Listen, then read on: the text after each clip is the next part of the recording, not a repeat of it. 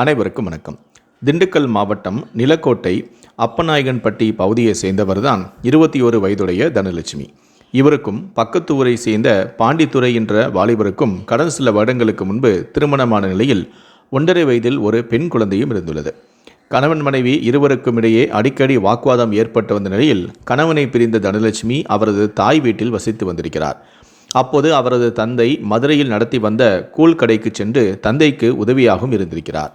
இந்த நிலையில்தான் தனலட்சுமிக்கும் அதே பகுதியில் வெங்காயம் கடை வைத்து நடத்தி வந்த மதுரை மாவட்டம் பூதக்குடி கிராமத்தை சேர்ந்த 18 வயது சிறுவனான அழகன் என்போருக்கும் இடையே கடந்த ஒரு வாரத்திற்கு முன்பு பழக்கம் ஏற்பட்டுள்ளது. அறிமுகமாகி ஓரிரண்டு நாட்களிலேயே நெருக்கமாக பழகி வந்த இவரது பழக்கமானது திருமணத்தை மீறிய உறவாக மாறியுள்ளது. எனவே மொத்தமாக அழகனுடன் வாழ நினைத்த தனலட்சுமி அதற்கு இடையராக இருந்த தனது 1.5 வயது குழந்தையை கொல்ல திட்டமிட்டிருக்கிறார்.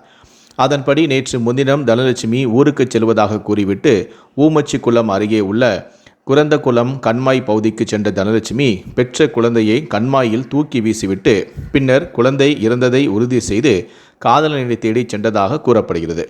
ஆனால் காதலனோ அவருடன் சேர்ந்து வாழ மறுத்ததால் மீண்டும் தந்தை வீட்டுக்கே சென்ற தனலட்சுமியிடம் குழந்தை பற்றி கேட்டபோது காதலனான அழகன் கண்மாயில் வீசி கொலை செய்து விட்டார் என கூறியிருக்கிறார்.